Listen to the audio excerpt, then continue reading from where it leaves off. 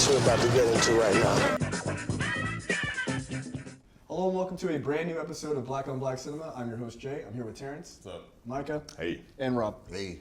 All right, so we're back with episode 86, When We Were Kings. Of course, this is the 1996 documentary about the boxing match between Muhammad Ali and George Foreman in Zaire, directed by Leon Gast. It's an Academy Award-winning film, and due to Muhammad Ali's death, I won't say untimely because he was really old, but due to that, we decided we would do arguably the best documentary about him and considered one of the best boxing documentaries, period.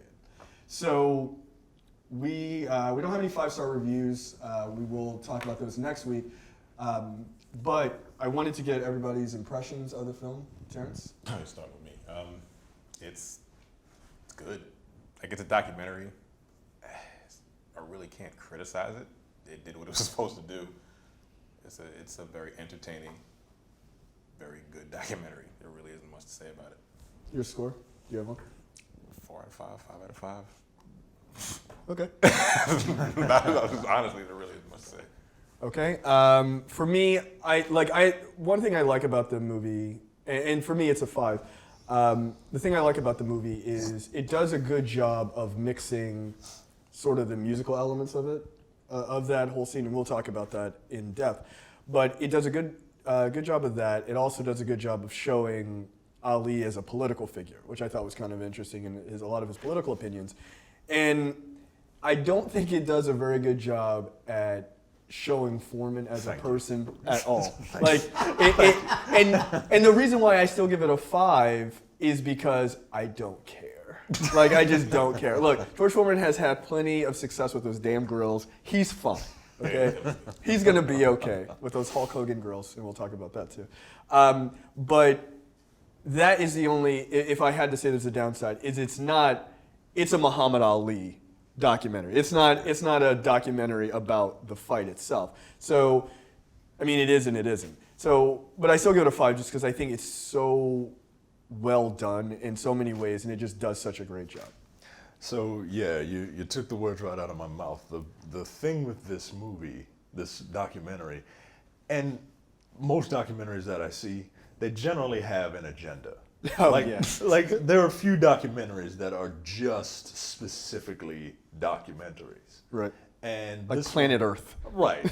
Like there's no agenda, and even then there's an agenda in Planet Earth. You know? Yeah, Like, that's true. It's environmentalism. Yeah. So this movie, is all about Muhammad Ali, and it is. I enjoy the fact that it's not just about the fight, and they do go into Muhammad Ali as a person, but they, I mean, Foreman gets the short end of the stick here, right?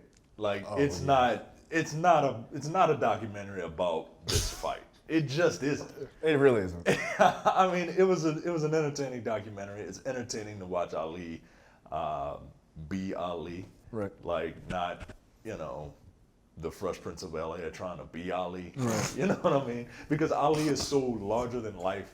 He's not, it's not a role that can be imitated, in my opinion. Which is why I think we're not doing Ali. We'd rather do this. Right. Because Ali was such a powerful figure, so charismatic, and he had a common sense genius about him. And what I mean is, he wasn't a highly educated man, but he would say things that are profound. You know what I mean? And it's not just, and it's one of those things where it's like, oh, why didn't I think of that? You know what I mean? And you see a lot of that in this documentary, but it's a 4.5 out of 5 for me, just because, I mean, come on, yo. George Foreman, really? They might, the cover for this movie could have been Ali literally pushing George Foreman under a bus.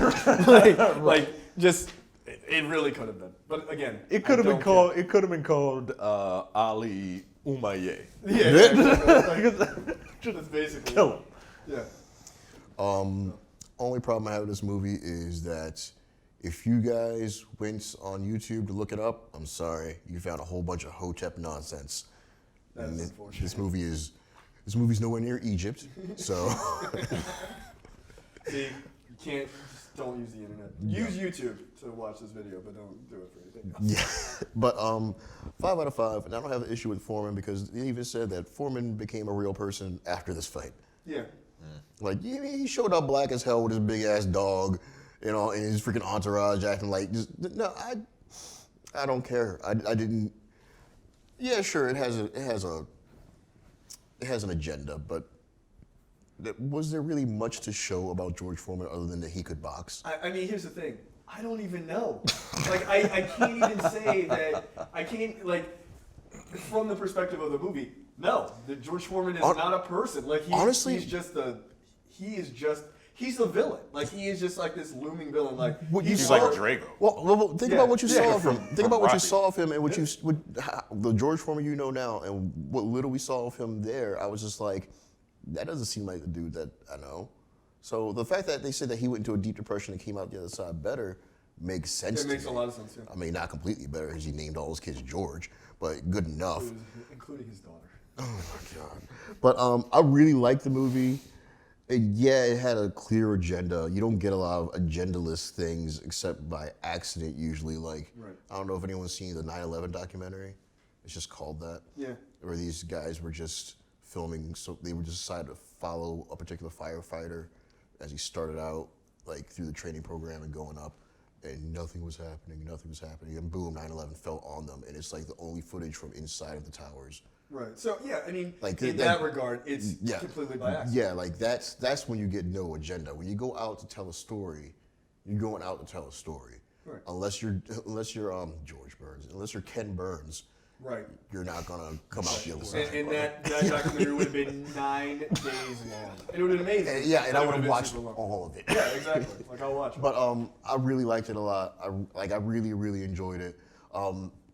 His political stuff, as you're talking, I just realized that Donald Trump is the exact opposite of Muhammad Ali. Because Muhammad Ali's got that common sense, not educated way of saying very profound things. And Donald Trump has that not educated way of saying the dumbest thing possible. Yes. Like, let me take the highest amount of education and say the dumbest thing I can possibly. And they both brag like crazy, and only one of them deserves it. Yeah, exactly. Well, I was born. Congratulations. Although some of that nonsense he was talking about was ridiculous. I will say this about Ali. The fact that he murdered a rock. Yeah, like, And injured a stone. But the funny thing is, Ali talked, like, when he was doing his sort of, like, to kind of get in your head kind of bullshit, he would literally talk like pimps talk. Like, you know what I mean? Like, that super over-the-top way of speaking and just, like, larger-than-life attitude. I just thought that was so cool. Like all of them were doing that. Yeah. It's just interesting. Don King, Bundini, or whatever his name is. He was the best. You call it That's slick talk. like pimp speak. Like I thought it was I thought it was like speechifying like preachers do. You know what I mean? In the same way, I mean, Magic Bonbon is a preacher. I mean, it's not that. I mean, Preacher, pimp. I mean, Just saying. someone make the argument that they're not that different. But No matter how you look at it, it's kind of just a one-sided rap battle. yeah, and you just kind of Honestly. like, just keep going, I guess. Like, I don't really have anything to say. It's about it. powerful though, man. It works. Like I wish I could do it. I mean, but the thing is, like, what is the statement that Ali is famous for? It's the float like a butterfly, sting like a bee. Like, that is, if you ask people on the street, like, here's this quote, who said this? Everyone knows that line. Yeah. You just do. And it's funny that of all the things he's ever said and all the profound things he said and everything else, you remember the, like, slick talk rhyme and shit. Like, that's what you remember. I'm so bad I make medicine sick. Like And you can tell as it came out of his mouth, he was like, "Yeah, it was That's slick." pretty Like, good. It's like I've been working on that one all week. That's good. I don't even think it was. I think it just happened. Well, then you know what? It is kind of like a rap battle. Like, Yeah. he's just coming up with this. He's just freestyling. This is a Coming train off of the thought. dome. That's why I call it like a rap battle, because that's really his train of thought. He's just, you can see him just like churning it out, and I really like him. I really wish if he were born right now, he would. They would hate his guts. No, he would have had a really great hip hop career. Yeah. Somebody would have gotten inside him. Yeah. But I mean, the funny thing is, if you look at, and we're going to start going through the movie in a second, but if you look at the the equivalent, or as far as sports stars, the equivalent of Muhammad Ali's now. Like everyone's like, oh, Muhammad Ali was so great, we loved him, all this other stuff. But especially white America, like now after he died. But they didn't like Muhammad Ali when he was like 25. Are you kidding? They liked him when he couldn't talk anymore. Right. He was I personally don't have a problem with it, but he was obnoxious. Like he was absolutely obnoxious. But one of the great, I didn't clip it out, but one of the great moments in the beginning of the movie, he's talking to a white reporter, and the white reporter is basically like, yeah, could you just stop like freestyling and talking for a second? And he goes, yeah, I'm the baddest dude, and I don't take any shit. And he's like, and if you give me shit, I'll knock you out too. He said it to the reporter. It was awesome. But he just refused to be humble. He refused to be pushed down, stuff like that. But like, you look at people like Cam Newton, for instance, right? Who's always told like he's being too arrogant because he's dabbing after getting a touchdown and all this other stuff. And people are like, oh yeah, that's unacceptable. I'm like, roll tape of Muhammad Ali. Trust me, dabbing is the least you could do as a black athlete. Now, what about somebody like Floyd Mayweather? Yeah, but Floyd Mayweather beats women. I can't support that guy. I don't care what he says. I'm like, Floyd no. Mayweather is illiterate, beats women, and thinks his backpack is a good bank. That is true. What does he keep, like, Keeps all his money in a Bank of America checking account. Does he? Yes. Like he'll go to the ATM and you'll like, see $15 million in a Bank of America That's checking the most account. lucrative big checking account ever created. Yeah, they're making so much money off of you. Put it in the stuff. See, that's what happens when you don't know how to read. Oh my God. I mean, it is what it is. So, so the movie opens, which I thought was really good, with a clip that we'll play in a second, which is Ali declaring that Africa is his true home. And he talks about how, he doesn't care what Americans think about them taking the fight to Zaire, right? So we're going to play that clip, and we'll come right back. Yeah, I'm in Africa. Yeah, Africa's my home. Damn America and what America thinks. Yeah, I live in America, but Africa's the home of the black man, and I was a slave 400 years ago, and I'm going back home to fight among my brothers. Yeah.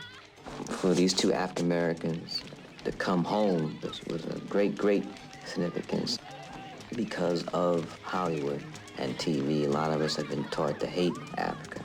There was a time if you called a black person African, they'd be ready to fight.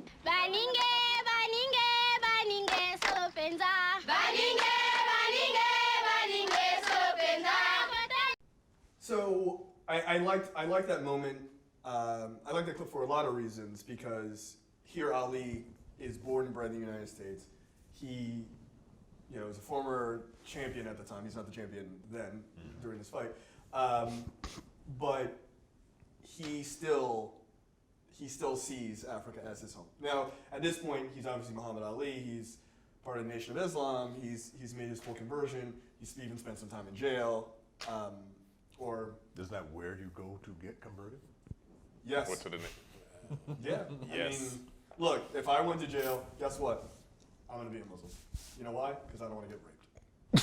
I don't. I need the protection. I don't think being a Muslim and being raped has a correlation to each other. In jail, if you have people who are looking out for you, yes, it does. He's got a point there. Yeah, look, I will have a kufi on, and I will be brother so and so when I come out. Sorry, Somehow, not sorry. Even though you would. can't do it now, you have a big ass beard when you come out. Well, I can't grow a beard because What's your I'm not a real man.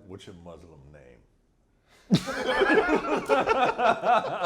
I'll have to think about it. But whatever I come up with, he's going to be super ignorant. So, I'm not. This isn't like coming up with like a Native American name. It's like, It's simple. Like, running with podcasts or something. Like, no. I think mine would Really? probably be Flying with podcasts. mine would Okay. probably be Mustafa Khalid. These are video game names, aren't they? No, it's just like It sounds badass. It just sounds like Khalid sounds Muslim, and then Mustafa because like The Lion King. Right. Well, that's Mufasa. Mufasa. Just like Mufasa. That's got- what I would go with. Then. Mufasa got murdered like hell, so I don't know about all that. Yeah, you don't want to. You don't want that. You don't want that name check. So, anyone else grew up with the insult African booty scratcher? Yeah, I was gonna actually just say it, but that is. I mean, Oh. that was Spike Lee. You never heard that? No, I've heard it from fucking Boys in the Hood. I've never had someone call me an African booty scratcher. Really? Yeah, when I was growing up, Like, that was definitely. That's so fucking stupid. That was Like, a regular. I never. There's a regular stupid kid insult. Also, these kids are athletic as hell. They were like in the video, and they're like, "Yeah, Muhammad Ali doing all the backflips in the world." I'm like, "All Oh, right, yeah, that was later on in the damn." movie. I mean, No, they're still awesome. they don't have PlayStations and Xboxes. So yeah, And that's what happens. yeah. When you don't have video games, you go outside. You go outside and play. But yeah, I did think that was interesting. That was Spike Lee doing the commentary there. It is kind of interesting that and it's absolutely taught, or I think it's less taught now, but that was a thing for kids back when we were young, is that being black and then being called African was somehow a negative. I mean, One of us was gonna say it anyway. If you don't know, look. Africans and black Americans do not get along. I'm just They saying. hate us and we hate them. Look. for no fucking reason. One of the reasons I You guys hate. never did a rescue mission?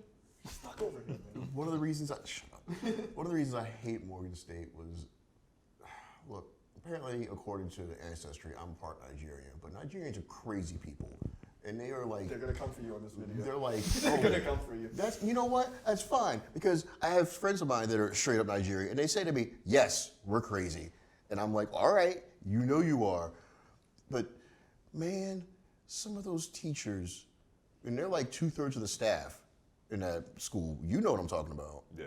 They were just, I don't know what was going on. I walk into a classroom, you guys know what to do. It's like my first day of circuitry, and everybody's like, "No, we don't. That's why we're here." Like, no, yeah, you do.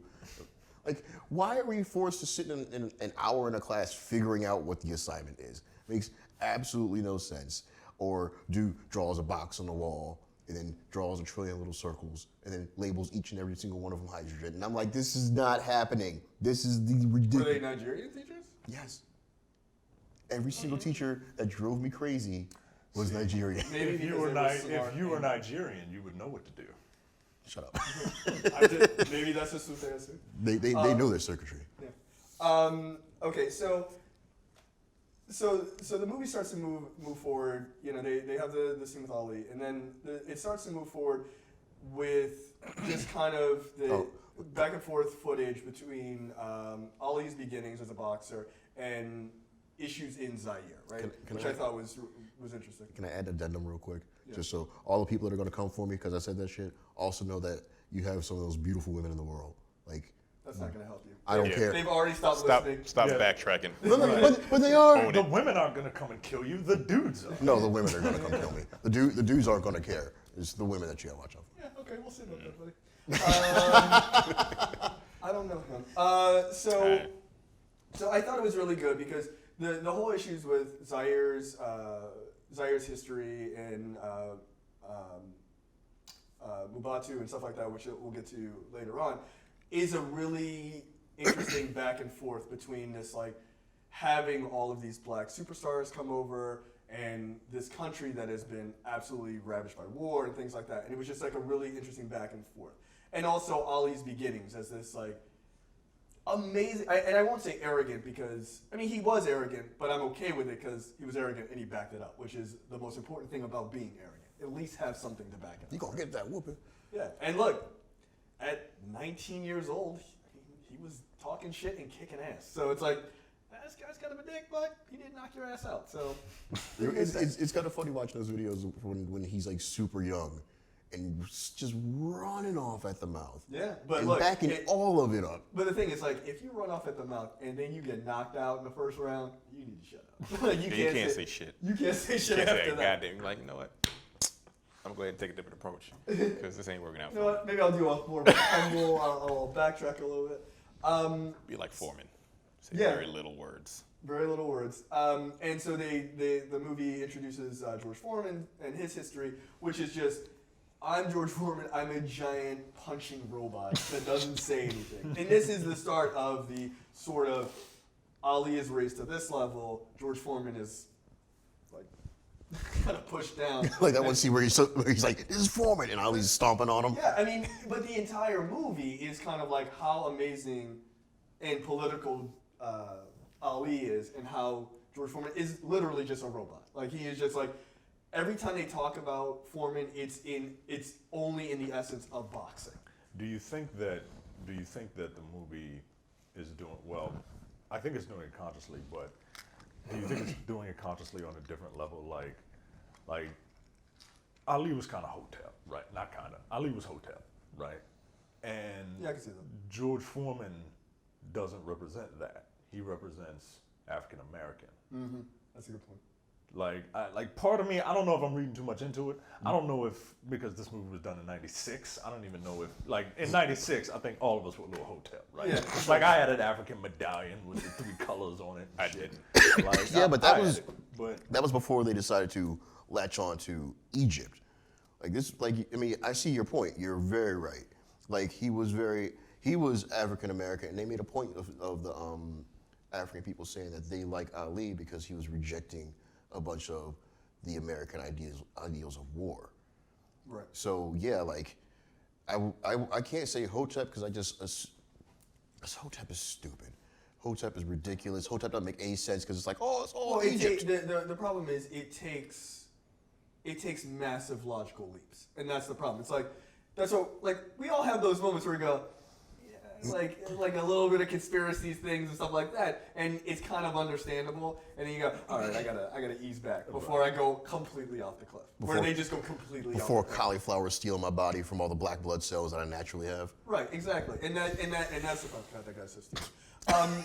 But I think going back to Micah's point, I think that's the heart of it, right? Is they see Ali as this, as representing black people worldwide, where they see Foreman as you are a person who has left African culture, and you are now, I mean, arguably, without really saying it, they kind of saw Foreman as white. right, that's what I'm saying. Yeah, Like, and it is an interesting, and I don't know if it's done on purpose. right. But it is. That's how I kind of read it though. That's how I totally read it too. Like, what do you think? They did have that one clip when I don't remember the question that they asked him, but he was like, "Nah, we're all from Africa." Like Foreman said that. Yeah. He's like, "We're all from Africa. Like Africa is the mother of civilization, the cradle of civilization, or whatever he said." I can't remember the question though. That sound They like did an ask all- him something. That sounds like an all lives matter answer to me. Honestly. So he seemed like he was. We're all from. And it Are we? seemed like he was a little annoyed when he answered the question. I wish I knew what the question was. Well, because apparently, and the movie only touches on this for a second, which is there was this whole bias towards Foreman, and like they just didn't see him as like he wasn't. It's literally like a black check. Like Yeah. he wasn't black enough. Right. Like George Foreman is super black. Like he's super black, but in their eyes, Is he? Yo, yes he is. You know why? Because like Rob said, he named all his kids after himself. yeah, Like that's a black ass thing to do. Yeah. it is. Like you can't get away from that. Is Sorry. that black or just being like? He made all his money on grilled meat. That's black. Like, come on. He That's where he made his fortune. he rode into another country with his big ass dog. Now, don't. And that no, was part but of you know what? that's and not that was part of necessarily I would argue that is the very opposite of black because of what kind of dog it was. And they actually made a Well, It was yeah, a German yeah, because it Shepherd, was a German Shepherd. And this Yeah, was like in the 70s, dog. I- Like we ain't like dogs like that. I wish he had a pit bull on the chain. Yeah. But that Right. was that. Okay, so let's move back to this one thing. So one of the things I don't remember the guy's name, and I should have wrote it down. He was one of the guys who was commenting a lot, and they kept jumping. He was like a kind of a stocky white dude. He was like a writer or whatever. But I thought he had some of the most profound things to say because he'd known Ali and Ali and Foreman for a long time, and he covered them for a long time. And he makes a point of saying that he thought that Ali was really truly scared of him, Right. which I thought was It's funny because in some of those clips, like he's talking a lot of shit, but he's kind of like, I gotta psych myself up. This nigga's huge. Yeah, and, Like, this and that dude- was the thing. It's like you could see, and maybe you sort of a bias gets turned on because you hear someone say it too, and you start to makes notice. sense. But you can actually see those moments where he's like, "Yeah, no, I'm gonna kick his ass," and then it's like a quiet moment. You're like, "Are you really?" Are you really? And I thought that was cool. And the guy says that, yeah, he might think that he can be Foreman, but in his heart of hearts, he knows that Foreman he dominated Joe Frazier and Ken Norton, two fighters that he just barely beat. that Ali barely beat. Which I thought He fought Frazier twice, didn't he? Yes. They went 1-1. I think so. Right. Yeah. So that was kind of interesting because it was, Ali in this movie is seen as this larger than life character. Like, he basically seems like a god in this movie. I mean, he really does. Like, if you didn't know boxing, you would swear he's been undefeated. Yeah. The way he talks and the way he's it presented shows. in this film. Yeah, no, it's like this guy's never been beaten. No one's come close. Everything. He's never had a rough fight at all. He just comes in, knocks him out, and just walks out. Like, he's great. Barely breaks a sweat. But that's not true. And maybe that's a detriment to the documentary in the way they present him, or it's a testament to Ali's bravado. Yeah. That he comes off like that. So then they talk about Ali being sentenced to 5 years for, not being willing to do the selective service thing and being fined $10,000. So that's when he goes to jail as Cassius Clay, comes out as Muhammad Ali, joins the Nation of Islam, and they start to deal with issues of Ali being seen by America as like, wait a minute, are you joining this like black nationalist religion? Like, I don't know about that. Yeah. And look, I'm not a religious person, obviously, but there is, again, it's a little bit of hotep in all of us. Like, if I was going to join a religion, I probably would, because it's the blackest religion. And it is.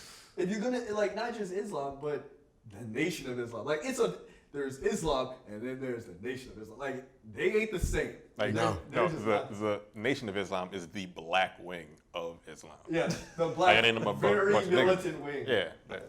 But they Bow do ties make and sell bean delicious pies. bean pies. I've never had one. Oh, they're good. Oh yeah. Are they? really Yeah, they're really good. I've never had a bean Look, pie. So bean pies might be the blackest thing ever because that is taking something that should not taste good and making it taste really good, which is what black people do. That's why- It's just what we do. That's why I've never ever had one. I'm like, that doesn't sound good. Like, it at sounds all. gross. Yeah, Oh, but it's you know really what?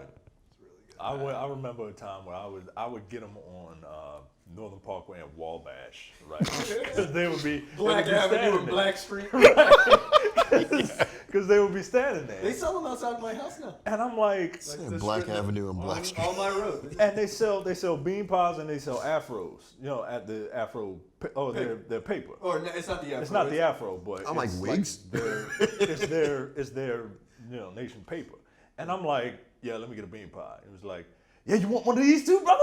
You want one of these too? Like, nah, I just want the bean pie. I'm not trying to hear the message. I'm just here for these delicious pies. What is it? Is it the Prophet? Something Like ridiculous. that. Yeah. But yeah, I'm not reading it. But the funny thing is, my wife used to go to Nation of Islam meetings. Because Why? Like, there's nothing about your wife that screams black, nation, Islam, none of that stuff. But she had, my wife minored in African American studies. so she was Are just you there serious? to check it out. Jesus. No, not just to check it out. Like, she told me the other day. I don't think I've ever laughed so much, except for the other day, the Nerdpocalypse. She told me she used to wear like a head wrap, like back in the day. Yeah. Like an African head wrap? Or what? Just like a hair wrap. I mean, she's Indian, so that's not completely crazy. Did she walk around with a basket on her head all the time too? No. Maybe, I don't know. She didn't have that kind of balance. She's a very clumsy person. Yo. But yeah, no, she used to go to Nation of Islam meetings. Your wife is probably the most fascinating person I know. Seriously. Yeah. Like, that's just fucking ridiculous. And apparently she's got a black fetish, because she ended up marrying you. I'm the final dissertation of African American studies.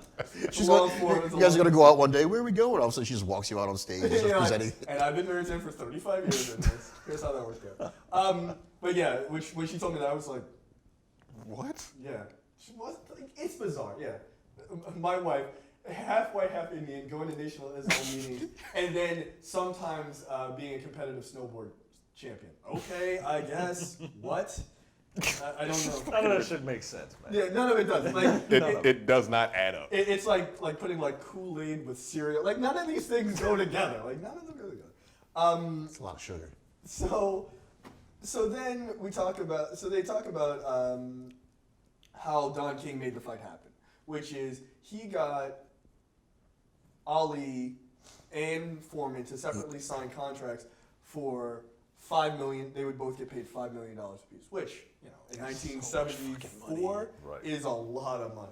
I mean, look, I'll fight any of you for $5 million. Seriously. Hey, You know what? I'll fight all three of you and you For $5 million. for $5 million. Look, Win or lose. Well, I'm taking somebody out. Look, how many thousands of dollars can a medical bill be? I'll be out of there for They- 100,000 max. We really, you know, like It really hold depends you on- down. Look, I I still don't got. think it'll be 100,000. Look, I'll be you fine. still got like 4.5 million. You know, you're good. You know, you're That's a lot of money, dude. Yeah, $5 million. Would to you just fight Mike one guy? Tyson for $5 million?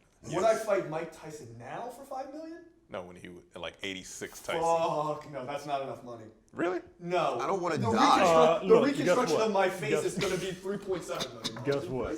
I'm gonna tell Mike to throw a jab, and then I'm taking a dive. How about that? I'm gonna let him come at me. A soccer dive, right? Right. Yeah, there's no way. I would not take that hit for any amount of money. I would like No, to. no. I want Oh, you. there's an amount. I want It's not to. $5 No, no. million. I want to million? enjoy the rest of my life standing. I mean, the thing is, got he's gloves prob- on. Look, here's the thing. The gloves are to protect his hands, not your face. Yeah, that's true. Like it really he is fought, for he you. fought a lot of people that aren't dead. Like they didn't need reconstruction. And they He got a knocked lot of people training out. that I don't have. Yeah, they get punched in the face professionally.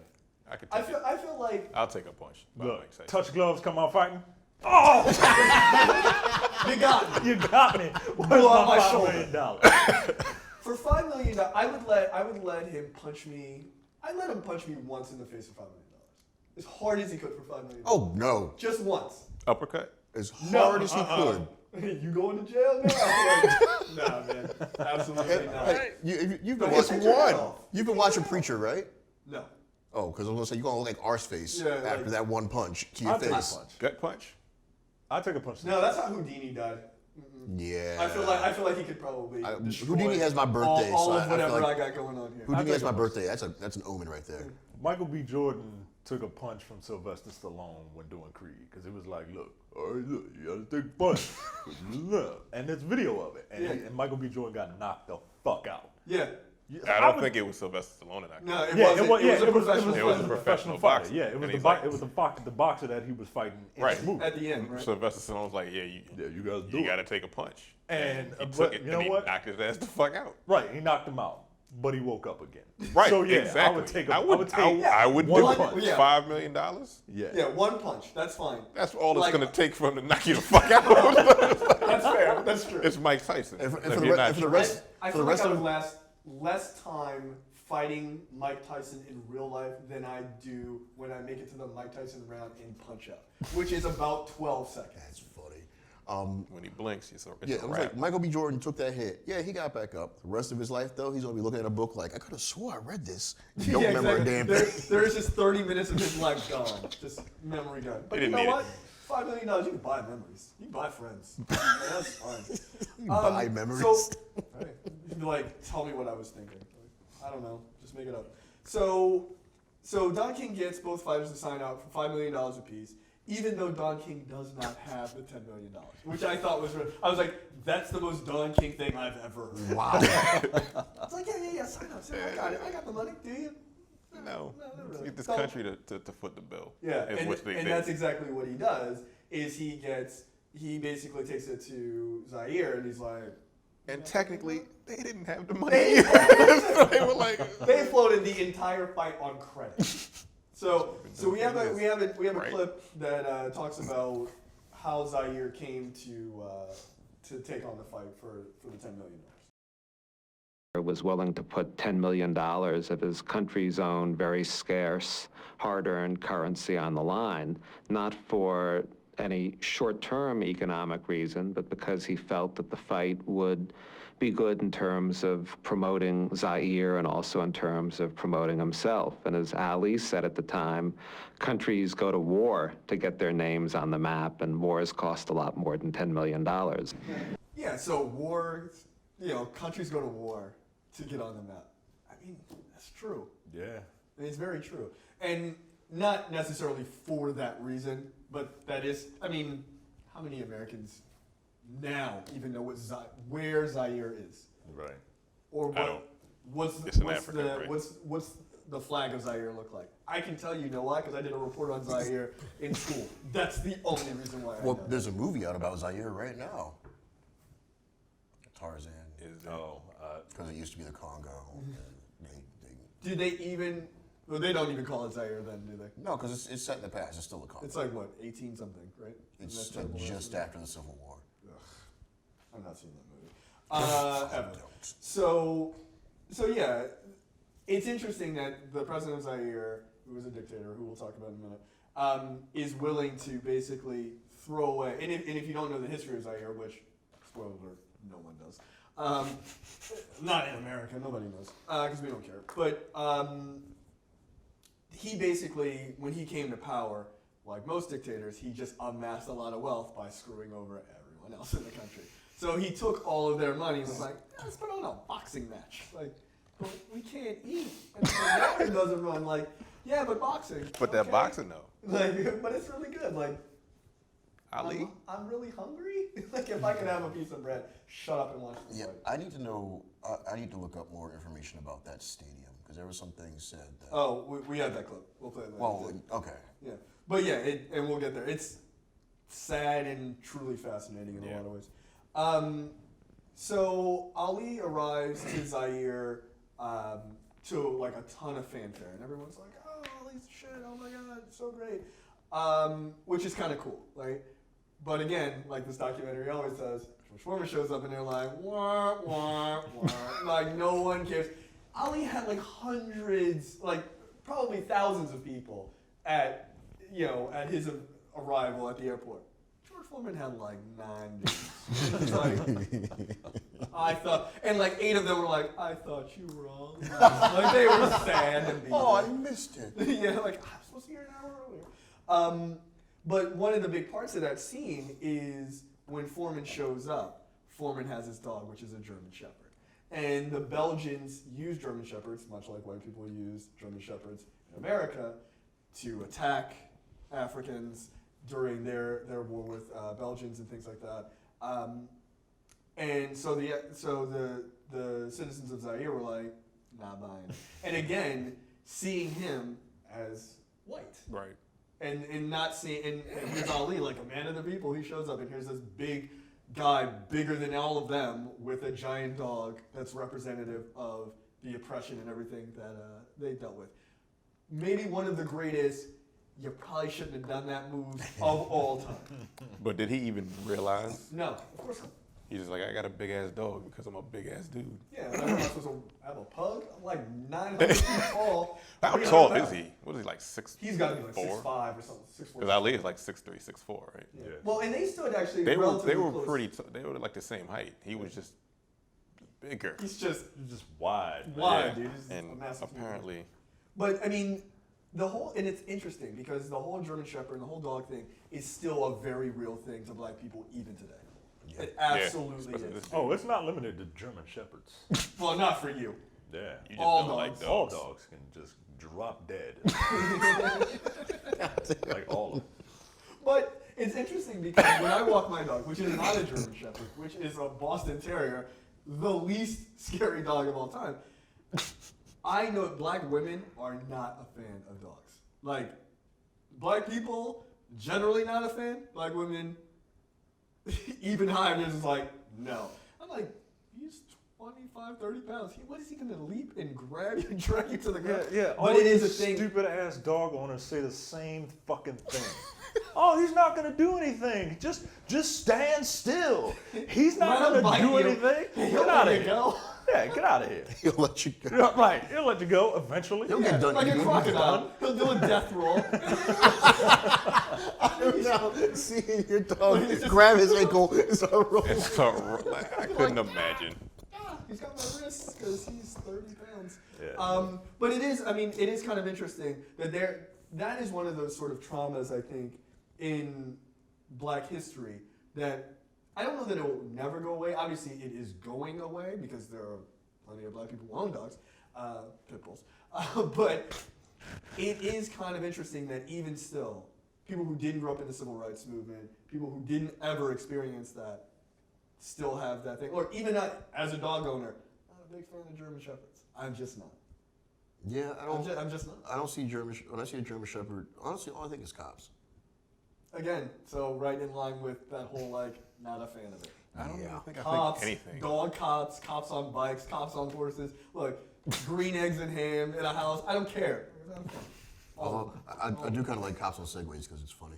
They just look ridiculous. They look fucking dumb. I don't necessarily think anything when I see a dog. I think, well, Just go blank? that's a big fucking dog, or that's a little dog. Little dogs have like Napoleon complexes, Right.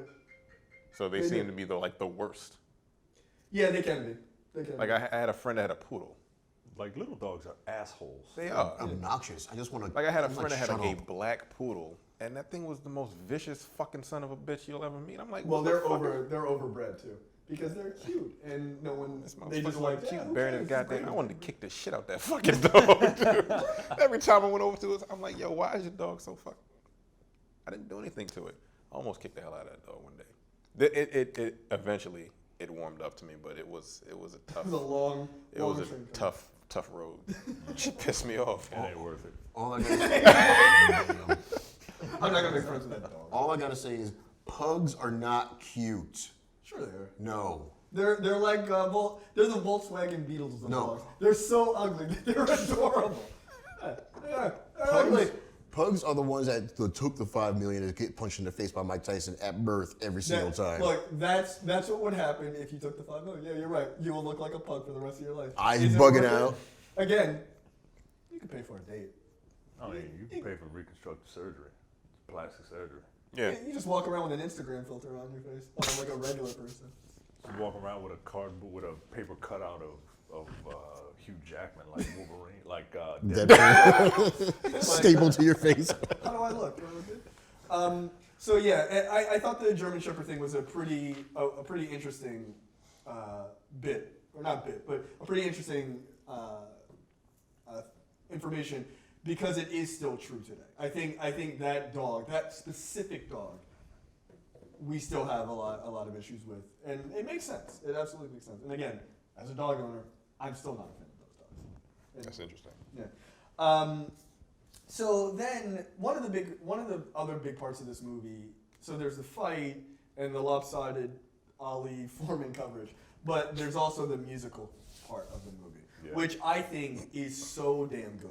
And I could watch a documentary of just this part. So the musicians in the movie, you know, they had B.B. King, James Brown, the Spinners, like they had a bunch of really big black superstars come over and play concerts and stuff before the fights, and meet the fighters and all this other stuff. What was kind of interesting is they referred to this as Black Woodstock, which I thought was kind of cool because in 1974, as far as black music, who's bigger than James Brown and B.B. King? Nobody. Like those guys are just next level superstars. Yeah. And here they're over there, and they're not just there to play music. And this is a thing that I miss about black music now, but I think it's starting to move that way again. Is they weren't just musicians; they were also politically minded, and they weren't afraid to talk about it. And like you're starting to see it with like Kendrick Lamar and Beyonce now, and and stuff like that. designer.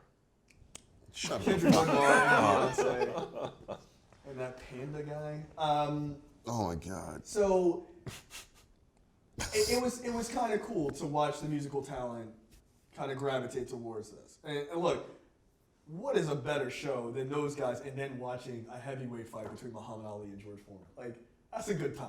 Like, that's just a good time period. All right, segue. Do you guys follow boxing? Do you watch boxing? Not Not anymore. anymore. I follow MMA because it's more interesting. Though. Yeah, Boxing is too fixed, and MMA's gotten that way too, so I don't even watch that anymore. I mean, the last fight I saw was Floyd Mayweather and Manny Pacquiao. Yeah, was that any good? No. I heard it was a No, bad it fight. wasn't. Like, I mean, do you like watching a bunch of whiffs? Yeah, Because that's what it was. Wasn't like Mayweather just dancing around. that's what he does. doing That's nothing. That's what he does. And that's what he did. I mean, look, the guy's a good boxer, but I can't stand him. I just can't. You shouldn't, because he's a horrible human being. Well, it's funny because I was such a huge boxing fan growing up, like a really big. I mean, you know, Tyson aside, like I used to watch like documentaries about boxing, like with my dad, like Sugar Ray Robinson. My and, dad like, used to get all the fights. Was that a black thing or was that just everybody? Because I mean, I was like raised on a lot of boxing too. I mean, look, my dad's black as shit. So Yeah, like he I don't know if did it's all just the fights. existent. Like I don't know if it's just because he liked boxing, but he was so black that whatever it obviously was super black. You know, just by being associated with it for me, it was just like boxing. I was super black, and like all the champions were black. Like it wasn't until really, and this is my own bias. Like it wasn't until after, you know, Sugar Ray Leonard retired and, you know, Tyson finally got beaten that I just stopped caring. Like I just stopped caring about boxing. And then when I looked at boxing and I was like, there's a white heavyweight champion? I don't care anymore. So was it more the characters, or not characters, but more the actual boxers themselves? I think so. I think the personalities were I don't more think we interesting. have those people now. I mean, we don't. have Floyd Mayweather, but he's obnoxious and not a very likable person. No. I mean, that's the thing And- is, Tyson, for all of his faults, was likable, though. Yeah. Like, he was like, well, one, you could watch him just knock someone's head off in a fight. You're just like, holy shit, this lasted 12 seconds. I'm glad I paid Right. $70 to HBO. And that was the thing. Like, when you paid for a Tyson fight, you can't be fucking mad. Right. No. You know, Like, you know the undercard, you're gonna watch the undercard, like, you're watching, oh, okay, these guys fought. They usually really good fights, and then you get to the main event, and it's Tyson, and he knocks a nigga out in 12 seconds. You're like, well, what the fuck did you expect? You just paid $80, and you get mad when he does know what you wanted him to was. do. Yeah, it's like, You say what? You knew what. Right. You know what? It's like you get angry when you watched him do what you wanted him to do. Yeah. right. I never had a problem with it. I was also a kid. And I didn't pay for the shit. Yeah, I was like, Fuck this was no, I ain't right. paying for that. MMA is the same thing with like the title fights are never as interesting as the undercard fights, especially if you don't watch it, because I watched it at a friend's house. Like he would order every single one, so I watch all the undercard stuff. What's up, Torrance? But if you didn't, was that? I said, what's up, Torrance? Go ahead. But if you didn't watch those, it was always sad when you got to the main fight and it was lame, but you saw all this blood everywhere. Yeah, like, where are those fights? Rewind. Like, why did somebody sacrifice a chicken before they started this? Because Yeah. that's what it looks like. But, like, MMA has really destroyed boxing's popularity. MMA has, Really has. but MMA has also, because it's under the shadow of UFC and Dana White is, It's about to get bought, though. who's buying it? I'm not sure, but I know there's some conversation about I it. hope so, because Dana White's decisions suck. And he's made Hey, it. look, but here's the thing.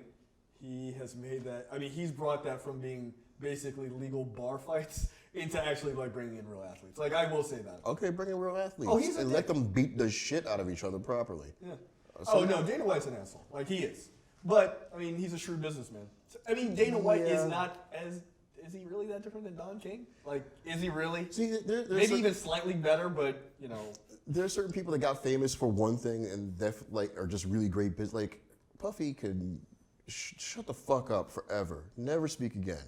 But dude is a businessman. Yes, he's like, I think he's still, every year, he's in the top 3, like, profitable rappers Yeah, or whatever. I don't ever want to hear another album from him. Because he owns so much. He does. Like, oh, are you a rapper? Well, then that's what you're probably. I got associated. Ciroc. Like when Yeah, and he, Terrible yeah, ass he- fuck.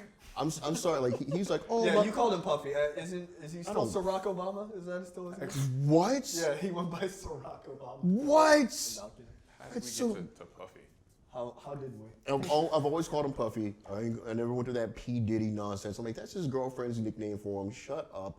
Honestly though, I've hated him since Biggie died. And I wasn't a Biggie fan. I'm the only weird one at the table. Yes, you are. But Biggie dies, and he's Not like, because of that. I'm going to give this check to his children and make a show of it. I'm like, those kids don't need your money. They really don't. But I mean, that's the thing. But He but, was- but, but he but tying, turned but that tying into it back to nonsense. this, those guys are showmen in a different way, right? Like, and like you do in a way you need them. Like you do need, as much as they're reprehensible human beings, and they're leeches, right? Like that's what they do. Hey, you have talent? That's cool. Let me just leech off of that and make, my 20% and just make. And Is Don King become still working? Yeah, Yes. he is. Don King will die next to a boxing ring. He might not ever die. He might have enough money to live for Don King. 1,000 years old. He doesn't look that much different. No, he doesn't. Don King is such a big name that they created a character that was an analog for him in Rocky V. Remember the guy who was like, only in America, don't touch me, and then he The got Simpsons. uppercut. And The Simpsons, right? Like that's how big he is. He's been in just regular. I've seen him in like random like Animaniacs and stuff like that. Just it's ridiculous. But people who don't even know boxing know who Don King is. Like he's reached a level. He's like Darth Vader. You know what I mean? Like even if you've never seen Star Wars, you know who that character is, right? Like even if you don't know this fight, you know who Don King is. You're like, that's Don King. I was like, clearly that's him. What does he do? I don't know, but that's Don King, and that's who he. That's an amazing thing to not aspire to. You shouldn't aspire to being Don King, but not ever. But it is interesting to aspire to a level where you are seen like that. You're a cultural touchdown. Do you think it's a wig now? Because there's no way he's still growing at and putting all that product in there. I hope it's not. I'd like to think That's probably. I'd like to think so. I'd like to think that. I would like to imagine it's just slowly going white. It's going Yeah, straight up. I like to think that if you took the pictures over the years, you could like slowly see the gray sinking in. It's just going through. You know what?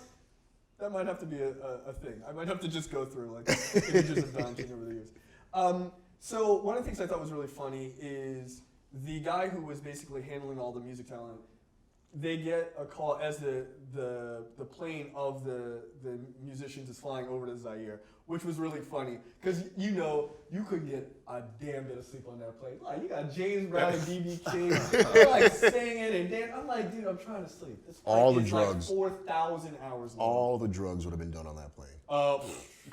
Everybody was probably that they probably could smell the weed smoke as they landed. Like there's no way they weren't. But look, I'd hang out on that plane, it'd be awesome. But the head of the music town, he was already in Zaire, and they get information. It was like, yeah, the AC isn't working in half the rooms. I'm like, look, I don't know how hot it is in Zaire, but it's Africa hot. So it's got to be 1,000 degrees. I mean, the word Zaire just sounds hot. Like, you know how hot it was during the actual match? It was like 102 degrees. Really? Jesus. So when they were boxing, That actually explains a lot. yeah. That explains, that big sweat cloud that came off his head. Yeah, but can you imagine, I'm not going outside to do anything at 104 degrees, but just imagine physically training, physically fighting, and it was 4 in the morning there. Yeah. 4 They in the had morning. right, 4 in the morning, and Jesus. I'd have died in the ring. like the beating that Ali took, No. I'd have died. Has it ever been 104 degrees at 4 in the morning in America anywhere? That people, maybe in Arizona, where people are just like, don't go outside. That's unbelievable. You know I what? did not realize it was Yeah, that it was hot. that That's day. I remember. disgusting. I don't think they said it in this documentary. No, they didn't. They said it in another one. It was like it's 100 and something degrees here. I'm like, that's fuck you, dude. At 4 I was like, I'm not fighting. Sorry. What, tomorrow. What was the When it's temperature when they were? 103. What was the temperature when they were training during the day? Right. Jesus if it's 104 Christ. at 4 in the morning, what was it, 127? Like, no. Turn the AC all the way Like, does up. it ever get cool? No. Do you have a walk-in I can train in? Yeah, exactly. Yeah, I'll walk in freezer. Then you gotta realize punching there's meat like there's Rocky. like thousands of people in there. Like, And they're black. A bunch of nigga heat, first of all. Yeah, exactly. Black people. Then there's a Let's go ring, back. There's lights. What's the hottest place on earth? A black barber A shop. black barbershop in the summertime. It's true. Now multiply that by several thousand in a stadium. Yeah, at 4 in the morning in Africa. God damn. 104 degrees? 102. 102. Jesus. Regard, it doesn't even fucking matter. Yeah, is it over 90? It's over 100. I mean- That's all that matters. I can't imagine running outside for like 5 minutes in 100. You would just be pouring sweat. I would. No, again, I would have been like, no. pick a $5 million different day. though. Yeah, you gotta do it. But you're gonna die. You're gonna die in the ring. Might die of exhaustion. Look. Or you can throw the fight. Like, listen, George, I'll give you an extra $1 million if you just let me punch you and we get the hell out of here in the first match. Let's go. Come on, man. It's too hot for this shit. Let's go back to America. They got air conditioning. We're rich. So then we get an actual introduction into who I think is actually the true villain of this movie, which is Mobutu, who is the dictator of Zaire. And he they talk about sort of his brutality and things like that, and they talk about the stadium that the fight is going to take place in. So we have that clip. Mobutu was everywhere. He was the equivalent in Africa of Joseph Stalin. You saw his picture everywhere. And of course, part of the vanity of dictators, they almost always, with the possible exception of Mussolini, he was half ugly and half attractive. Most dictators are unbelievably ugly or plain. Franco, Hitler. Mobutu looks the archetype, is the epitome of a closet sadist. Sort of guy, if you meet him in a bar, you think, oh my God, who are the poor women who are associated with this fellow? Come on! And since Mobutu was an extraordinarily practical man for his country, down under the stadium, seated 100,000 people, were detention pens and rooms and chambers where you could imprison as many as a couple of thousand people at once. Before the fight came, the criminal rate in Zaire began to go up, and a few white foreigners had been killed driving their cars. And Mobutu decided that this was going to be a disaster in terms of publicity. So on a given day, he had 1,000 of the leading criminals in Kinshasa rounded up and put in this stadium down in the detention pens. And then the legend has it, and I suspect the legend may even be true, that he had 100 of them taken at random and killed them. And the reason was a particularly simple one from Mobutu's point of view. Criminals who make a life out of it have connections that protect them when they're in trouble. And by making this kill of 100 out of the 1,000 arbitrarily, what Mobutu was saying is your connections are worth nothing. I am Jehovah. I am going to blast you out of existence if you fool around with me.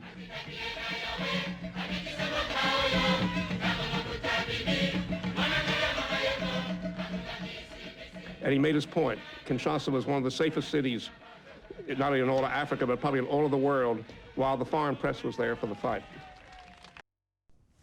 So yeah, one, that journalist was just going all the way on. That journalist gave no fucks. Like, this ugly motherfucker, get out of here.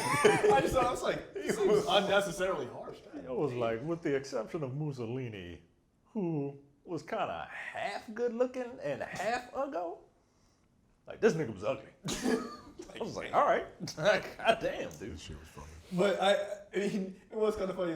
He's like, he has the look of a sadist. I was like, Jesus, all right. I mean, he looks like Raj from What's Happening. Right. He kind of does. He kind of Well, does. like, hey, come on, bruh. That would have been hilarious to have him like giving comments like really? Like I could wear that hat. I'd be the same guy. But yeah, I mean, Mobutu was a horrible, horrible dictator. But it is kind of interesting that whole bit about the stadium and killing 100 criminals just like because I can. There was a statement in a different part where they mentioned the stadium, like in the stadium itself, not underneath. Like the grass itself was basically stained with blood, and I'm like, Yeah. were people just regularly executed Yes. in the stadium? Yes. Jesus Christ. I mean, that's a thing you see in Afghanistan too. When like Well, that place is early just on. fucked. Well, but like early on when the Taliban was in full control of Afghanistan, one of the big things is the sports stadiums. That's where they would do public beheadings and things like that. It's like, hey, this building has 2 uses. Thanks. I guess we won't play soccer here. No, hold on, I got your ball. Yeah. Now go play. I mean, as terrible as that is, it kind of was like that. Ugh. But that is a very common thing in countries that are, that go through those kind of things. I'm sure that to some degree that's happening in Syria too. Because it's a way to go, gather around. You see these guys who are talking shit? Clink. Anybody got anything else to say? No, we're good. That's what I thought. Now go home. Now get the hell out of here. So it's unbelievable, but in a way, like Mobutu was more worried about making sure that the white press and, the view of Zaire on the surface was like, oh, it's lovely and safe and no one's ever been dealt with terribly. And the second the curtains are drawn, he's like, kill everyone that's here. And I mean, I'm sure that you're probably not seeing something dissimilar that's going on in Brazil, in Rio, with the Olympics coming. Yeah. I mean, they're talking about body parts of people being washed up on the shores where they're going to play volleyball right now. From what? People have been killed. You know, criminals have been killed and things like that. Just like, Well, like, hey, look, we gotta make this place as safe as possible. look, we will kill all of you so that we can get these couple $1 billion. You go back to killing each other in a couple weeks, but for right now, we have to get. Like we gotta finish building the stadium, and we gotta take y'all out. So. Can you imagine like watching the Olympics this year or whenever? Body parts are washed. It is this year, right? I think it's in like a couple weeks. And it's like the beginning of August. And like a volleyball gets spiked and rolls towards the ocean. And then someone just not paying attention picks it up and then fucking serves like, oh shit, this is a head! Welcome to Rio. Yeah, there is nothing that could get me to go down there right now. Oh no, Rio's a nightmare. Like, I mean, just the Zika virus alone. I'm like, I'm good. Don't even go to Florida. You're gonna get it. Yeah, seriously. But it's just. Don't go see your in-laws. My wife is going to Florida in like next week. Yeah, you're infected. Are you staying home? I'm glad we're getting these recordings out of the way. Are you staying home? I'm staying here, but she's don't gonna want bring her to get it. Yeah, but she's gonna bring back the Zika virus. Just don't have any babies for a little while. No, it doesn't matter. He's gonna get it. I did not need to. Why is she even going to Florida in the first place? Don't go down. She's going to the Panhandle to hang out with some. That's where they're all at. That's where all the mosquitoes are. I mean, I don't even know. That's where they come from, the Panhandle. Yeah. Look, they're all just swarm. It's just a circle. that's where all the swamps are. So maybe. Don't get out the car. Get out the car. Stay in there. Florida doesn't need to be visited. In general. Yeah, I know you have that viewpoint. That's what happens when you get a speeding ticket on your last day in Florida. Man, fuck Florida, yeah. That was so funny. For people who don't know, when Micah got married, we all went down to Florida, and we all get there. We're all having a great time. You're like, yeah, I'm driving. You were driving driving a some Fucking C-Max. I don't even know what that is. Exactly. When I told you guys I got a C-Max, they were like, what the fuck is that? And I'm like, it's a Ford. C-Max. Like Jack had a Fiesta, I had a C-Max, same goddamn thing. Now, correct me if I'm wrong, you got pulled over driving a car that no one's heard of that was also a hybrid. Yes. Speeding. I wasn't speeding, I was going along with the flow of traffic. Were you going above the speed limit? I was going a little speeding with everyone else on the goddamn street. Yeah, but you're a foreigner. You're a foreigner I had fucking Georgia plates. in God's country. Oh well, that's Georgia why plates you had Georgia plates and and a you were Ford driving C-Max. right. You were driving a car that no one's ever seen before. Of course, And C-Max. I I was like, what black. kind of fake ass Knight Rider car is this? I gotta pull this guy over to figure out Pulls me what over, this I pulled is. over to the left and he gets fucking pissed and he tells me to pull over to the right. He stopped traffic for me to get over to the right. Oh, so Yeah, you were "This nigga, you were give me a done. motherfucking ticket. How much was It was $260. And what was the whole thing? He was like, you can come back and Yeah, you can come back and challenge. I'm like, fuck you, yeah. You know, goddamn well, I'm not coming. Even if because he took my license. Clearly, Maryland license plate. Right. You can come back and challenge it. I got letters and all. Like, suck my dick, man. Like, Russia made me so Why don't you goddamn fly mad. down to Florida for $100 to fight a $200 ticket that you're gonna lose, and then have to fly another Because $100? I don't even know if they need to be in the courtroom. You know, here they have to be in the court. Like my brother got a ticket in Jersey, and the cop wasn't there, but he still got he had to pay. And it was a $500 ticket. God damn. You know what? He probably deserved it though. No, he said the cop said he was doing 100 exactly. Who does 100 exactly? So your brother was doing over 100. He was probably doing like 90 on the New Jersey Turnpike. Who doesn't do 90 on the New Jersey Turnpike? You're not Nobody wants to supposed to. be in New Jersey. You're not supposed to do 100. You're not supposed to do 90. I don't live in New Jersey. Turnpike. You're gonna get stopped by the cops. You will. Jersey Turnpike is awful. I don't believe in Jersey. No, you shouldn't. Jerseys. Jersey, Or Florida. Same goddamn thing to me. Or Texas. Anyway, It's the same thing. I'm just not going south. Don't. Stay north. Where it's fine. Well, it's not fine. Don't go to Boston either. You know what? Don't leave your hometown, wherever you live. Just stay there. So, 3 state pocket. yeah, just stay in the pocket, man. So then there's an interesting explanation about the roots of rhythm and blues and African drum music, which I thought, again, this was a great moment in the documentary about like why we like the music that we like, decades, centuries later, because it's all based on this drum. And it's true. You and I just had this conversation. I was just about to say, this morning. just had this references- conversation. Yeah, just about like, no matter the type of music I listen to, whether it's like EDM or rap or rock, whatever, it has to have like a significant bass line. Like it just has to, because I'm black as shit, and like I have to have that, and it's funny. Like it can be whatever, but I need like the thing. I need the Altoids can in my car to be jiggling around just a little bit while I'm driving. Yeah, I was just saying, like in the car, like it's either got to be dead silence, or I'm cranking up the bass. And I don't know why my car, little Corolla, has some amazing bass speakers in it. I'm fine with it though. I don't know who I'm bugging when I'm driving by, and I don't care. I hope they hear all of it, and I'm that asshole now. I just like, but there is something about that music, and it's kind of interesting.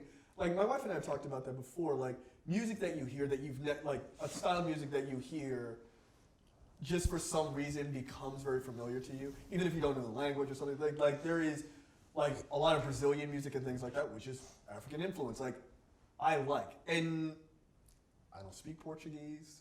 And if you're ignorant, you probably think they speak Spanish. I don't speak Spanish either, but there is something about that music inherently, and I think it's like because it has African beats to it or like an African basis to some degree. I don't know, for some reason it speaks to me. Like it's just kind of interesting.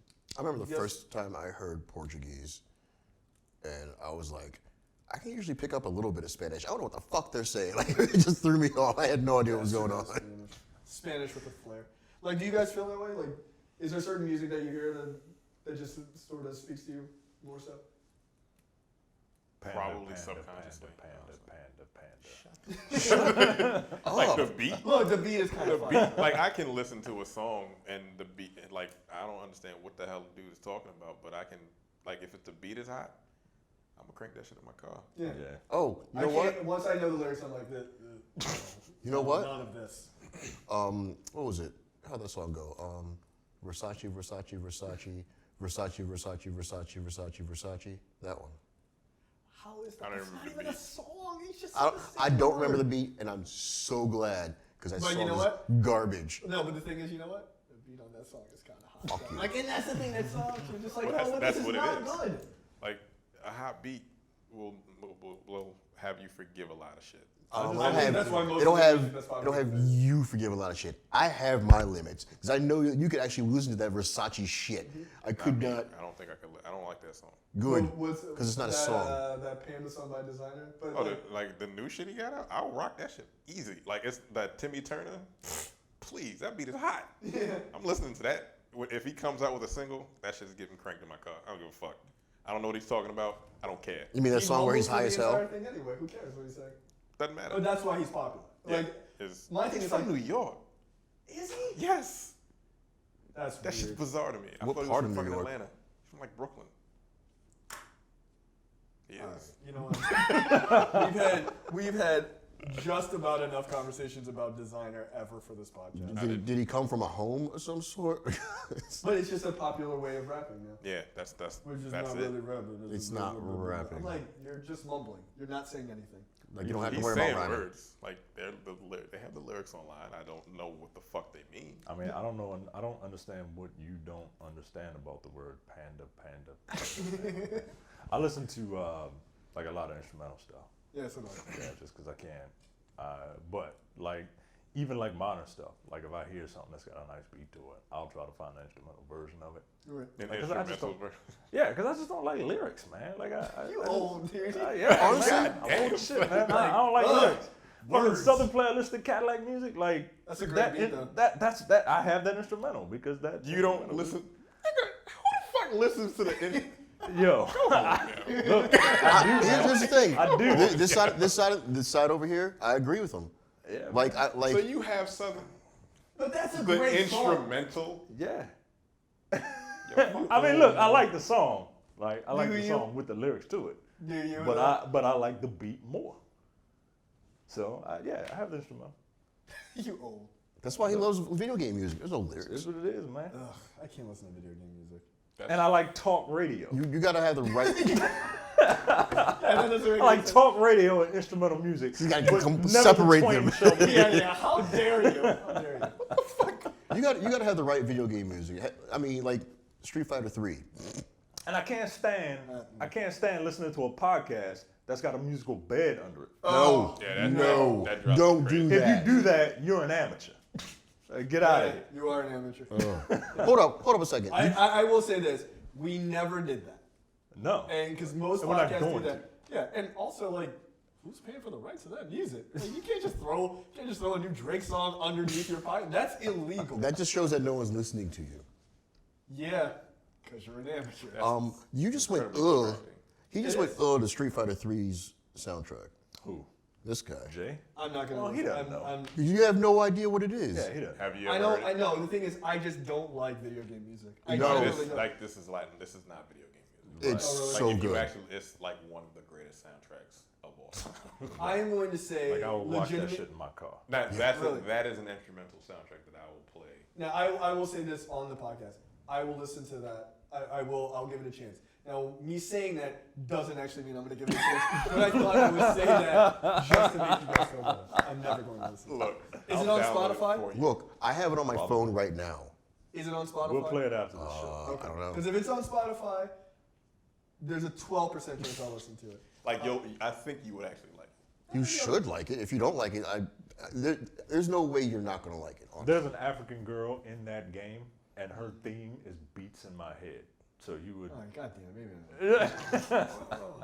There's a 12% chance. There's a 66 and 2/3. Spider Man. Steiner math. I'll check it out. So, so then Ali explains how I should have clipped this. I don't know why I didn't. But Ali explains why music is culture, which I thought was really cool. He's like, look, we have our music. You know, black people have our music and white people have their music. And so he starts doing his singing of, I think it's Johnny Cash or something like that, because he's talking about Folsom Prison. It's hilarious. And he's like, and that's white people music. I was like, damn, like really? I like Johnny Cash. He went to the Asian music. He was like, Yeah, That shit was ridiculous. should have clipped it. I should have. I was like, oh, come on, dog. But yeah, because he goes, and then there's Chinese music. And he's like, ching, ching, ching. I was like, really? Like, come on, don't do that. Don't. He was like, we don't want to hear that. I'm like, Oh that my was God. fucking offensive. I was like, that is very offensive, Ollie. He didn't know any But better. you know what? It was funny. Yeah, it was hilarious. Funny. Right, like you said, he's ignorant, right? And when you're ignorant and racist, like that, it's endearing. You know what I mean? Yeah, he just doesn't. know. He just doesn't know. He It's doesn't like a know kid that- being racist. He doesn't know that you shouldn't refer to Asian people as Oriental. Like, that's a seasoning. But yeah, he doesn't know that. It's but, on the rug. But it was right on the rug. But it was just really, yeah. That was the reason I was like, oh. That's the reason why I would have clipped it. Because I'm an asshole sometimes. Yeah, maybe. Look, it's not too late. It's not too late. So then they show Foreman practicing, and he's like working on cutting off the ring, which is basically like cornering your opponent. And he said for a big guy, he was actually really quite good at that, right? Even though Ali earlier kind of he calls him like Frankenstein or whatever because he's like so lumbering. He's it's just like standing and jabbing. And they were like, if Foreman being as powerful as he is and being able to cut off the ring from Ali's possible dancing, Ali's in a world of trouble. Yeah. Which I kind of like that. Like the documentary, if you don't know the fight itself, the documentary kind of makes it seem like Ali might actually lose. Like, it made him seem like he didn't have a fucking chance. Honestly, watching this, I forgot if this was one of the ones Ali lost. Really? So it was, and I was like, I can't remember, and I'm not gonna find out. I'm just gonna watch it through because it was just kind of fun to see how. I mean, at a point you were like, he's gonna win. Like you realized what was gonna happen, but it was fun at first to just not quite know. Yeah. And again, that's going back to this movie's agenda of having Ali be the hero. Yeah, the under. Right, because everybody's like, oh man, Ali is badass, right? But they're painting George Foreman as Galactus, and he's He's trying to, they're trying to tell a story that, oh shit, maybe Ali will lose, especially like you said, if you've never, like you said, if you've never seen the fight, So that's it. They're trying to introduce some decent storytelling elements into this documentary. Yeah, and I thought it worked because, like you said, it's like, wait, is he going to? Yeah. But it's kind of it's interesting to do that in a documentary, to do a hero's journey in a documentary. Yeah, Like, that's exactly what it is. yeah, it's like, no, he's like boastful or whatever, and then he's like coming in contact with reality, and it's like, no, he's definitely going to lose, and then he rises to the occasion when it's 102 degrees at 4 in the morning. And they were leaning heavy on it too. Like all his friends thought he was going to die. Yeah. And they kept, like I was saying, that bag that Foreman was working on with that baby-sized divot that he put in it. Dude, he was so fucking big. It's just like, boom, and he wasn't even hitting the bag with like a level of style. He was just doing it to see how bad he could hurt your liver by punching you till you fell down. Like that was it. It was like, oh, he's not like working on like jet. Like, no, I'm just gonna hit you. Like he was just hitting that. He was hitting that thing with hooks, just body shot after body. I'm like, yo, you would destroy my fucking inside hitting me like that. And he's come flying out the other end. And he took him. Like he did. took all that fucking. Like that's why he ended up the way he was. You can't take that kind of punishment and not suffer the consequences. Right. Yeah. So then Ali boasts, and he does so throughout the entire movie, about how when he finally gets in the ring with Foreman, he's gonna dance, and he's just gonna he's gonna outsmart this guy, and he's just gonna, and because that was his style, right? It was Floyd Mayweather, but like he actually threw punches, But he was so fast. Like there's a great, it might be against Sonny Liston. I can't quite remember. You can look it up on YouTube. It's called Muhammad Ali dodges like 20 punches in 10 seconds. And like, I'm pretty sure it's Liston, has him in the corner, and he throws 20 punches, and Ali just dodges every single one. And it's unbelievable. You're like, is this guy got God mode on? Like, and then It's like a Dragon Ball Z fight. Yeah. And like, but he dodges all 20 punches, and he's like up against the corner, and then he literally does like this like little shimmy, like, yeah, that's right, in the middle of the match. You know who? That's how good he was. You know who that reminds me of recently in UFC, Silva. Yeah, it's the Like, same thing. When I first saw like the first fight of his, I just saw him just matrix the hell out of his moves, step back, boop, done. I was like, all right, what the hell? But that's because he, like Ali, is like a super athlete. Like he would have excelled at any sport he did just because of who he was. Yeah. But it's just kind of fascinating that he boasted that whole thing, like, I'm gonna dance, and he did the exact opposite. Yeah. Which was brilliant. And the thing about that is, like, he's 200 plus pounds. To be dodging like that, that's scary. Yeah. That's a little frightening to have someone that heavy, that tall, that big, be able to dodge that kind of barrage. Fast twitch muscles. Yeah. And be able to hit you. And then hit you with a 4/100th of a second punch. Yes, that was so great. Like, they can break a second down to 100 parts. Before I reached 4, I had already hit him. Like, well, all right. It goes. They had that punch in slow mo. They had the punch in slow mo in that. Yeah, that shit was fast. It was super fast. He was amazing. The dude was amazing. All right, so we'll move ahead real quick here. So Foreman is training, and he actually gets cut over his eye by a sparring partner. By some dude that doesn't have a job anymore. Yeah, you're fired. He actually almost ruined the fight. No, he said the guy was protecting himself and fucking Foreman ran walked into in. his elbow. Yeah, he was protecting himself and he lost his job and got sent back to America. Yeah, like, beat it. You ruined everything. So Foreman gets cut over the eye, and it's like heavily reported. And look, an eye cut is, it doesn't seem like a big deal, but in boxing, it's a super huge deal. Right, because if you get punched there and it opens up again and you bleed, you can't see, right? So it's a big deal. And they end up delaying the fight for 6 weeks. 6 more weeks and 102 at 4 a.m. weather. God bless, no. I'm like, dude, no. No, that's a month and a half. Yeah, it took that long for him to heal up. And so in that 6 weeks, like, Ali is like really pissed. He wants to, like, he's like, look, we can take it back to America. Or we can he says, you can bring Joe Frazier over here, I'll knock his ass out. He was like, I'll take $3 million, we'll give Joe Frazier $1 million.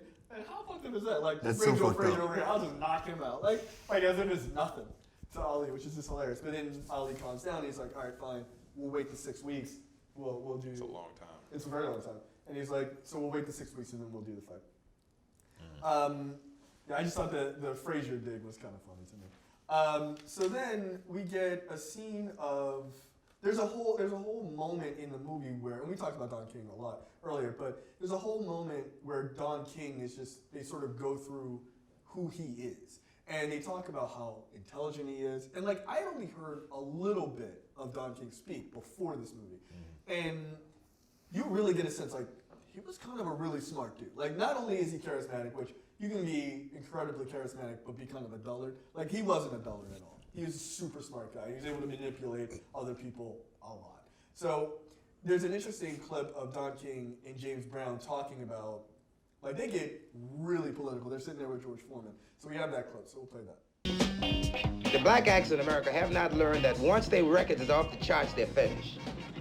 You know, they haven't learned that. It's yet. so true. I heard a speech by Jesse Jackson, you know, and he was saying that we must recognize that we're only useful as long as we're necessary. As long as you're necessary. So when we come unnecessary, then we're no longer useful. So they don't realize that your strength comes from your community. And you have to deal from your strength. You have to deal from your strength because in dealing from your strength, you got somebody, so if somebody grabs James Brown or want to hurt James Brown, somebody gonna raise a voice and say, why are you bothering my brother James Brown? Because he got some soldiers around him. He got somebody that's concerned, that cares about him. But when you're dealing as an individual, no matter how big you get, as a black individual, you're still a nigga. You don't care how much money you get, you are still a nigga. And when you start there by yourself, you are all alone. Well, I tell you when how, you become unnecessary.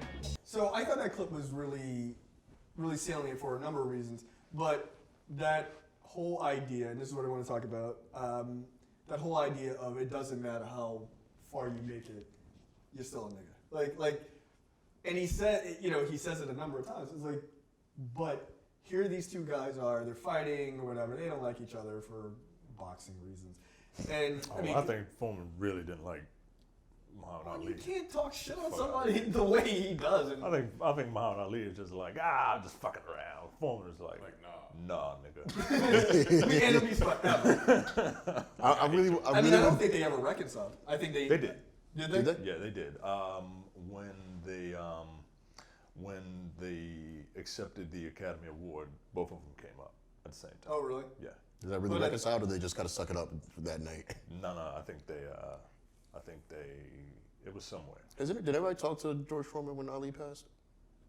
I never saw anything. I want to look into that. Also, one point that I wanted to make at the beginning, the weird thing about the whole of this documentary is that it feels like it is definitely talking about Ali in the past tense, like he already died. Was he able to speak when this was made? It was 96. Yeah, Like how messed up was he at that point? I think he was probably okay. But I think it's actually an interesting observation because I think the reason why they talk about him like that is because of the way the documentary ends, which is spoiler alert for the fight in 1974, he wins, Ali wins, but because of that, like he should have retired after that fight. Yeah. But he kept fighting. He fought 22 more times, which is why he ended up the way he took some brutal. He had some really brutal fights. They touched on that at the very end. Right, but I think that was I think this was the culmination of his rise, and this was like he was at his pinnacle in that moment, and everything after that was his fall. And I think they were kind of talking about like, you know, in essence, as a boxer, he died after that fight. You know what I mean? Like, which is kind of an interesting. How much did he lose after that? I'm not sure how many, but I know even fights he won, they were pretty brutal fights. Like he got because It's hubris so much. He is, again, in every hero's journey, and every hero has it, hubris, right? Like, I'm not going to quit. I mean, that was one of the fears that his friends had, is that not only was he going to lose, he would refuse to quit and wouldn't go down and just take a brutal beating from Foreman. I mean, at this point, he's kind of considered over the hill. I was going to say, years old. I was going to say, like, these fights that he kept on doing, he had to be slowing down and therefore doing his I can take a beating routine, but you can only do that routine so much. He was 32, I think Foreman was 25. Really? Yeah. Yeah, Foreman was young. Yeah. But it is kind of, I mean, you look at MMA right now. Like, you're in your mid-30s. How long are you going to be taking kicks to the head? Like, you're just not going to. Is which call still in it? Batroc the Leaper? No, he retired. Did he? No, he retired to go do movies. GSP was like, I'm out. I'm going to be in Captain America. See ya. Not kicking me in the head Did he go out on top? Yeah. Good. Yeah. Good. He's a great fighter. So from there is there's another, like, a bunch of intercut scenes with James Brown's performance and things like that. Then we have another clip of Ali explaining why he's doing the fight, which is really interesting, and we'll play that clip now. Foreman, we didn't know him. C'est qu'il a entraîné de dire, mais pourquoi? Foreman said, why? I'm black, blacker than Muhammad Ali. Why all this bias? Yes, Muhammad Ali, he was lighter, but he was a real person. He was genuine. Muhammad Ali could have been even lighter skinned than he was, but for us, he was defending the good cause, for Africans and the whole world. Watch this, 7 punches. I'm gonna fight for the prestige, not for me, but to uplift my little brothers who are sleeping in concrete floors today in America. Black people who are living on welfare, black people who can't eat, black people who don't know no knowledge of themselves, black people who don't have no future. I want to win my title and walk down the alleys, sit on the garbage can with the wine heads. I want to walk down the street with the dope addicts, talk to the prostitutes, so I can help a lot of people. I can show them films. I can take this documentary. I can take movies and help uplift my people in Louisville, Kentucky, Indianapolis, Indiana, Cincinnati, Ohio. I can go throughout Tennessee and Florida, Mississippi, and show the little black Africans in them countries who didn't know this was their country. That's right. You look like people in Mississippi, in Alabama, and Georgia. They're your brothers. That's right. But they never knew you was over here, and you don't know much about them. God is blessing me as an accident through boxing to help get to all these people and to show them films that I haven't seen. I know they haven't seen them. I'm world and I haven't seen them. That's right. Now I can go get all these films. You governments can let me take pictures. You can let me do things, and I can take all this back to America. But it's good to be a winner. All I gotta do is whoop George Foreman. So then we have, which I thought that clip was really powerful, right? Because this is why he's elevated as a political figure, you know, and not just a guy who punches another guy for cash, right? And this is where when people say, oh, well, you know, is Tyson or Mayweather, are they on Ali's level? This is why they're not. Because he was more than just a boxer, and he's openly saying, like, I am doing this thing. He literally says, I am using boxing. This is the thing that I have that I'm good at. I'm using this to bring awareness of these other things.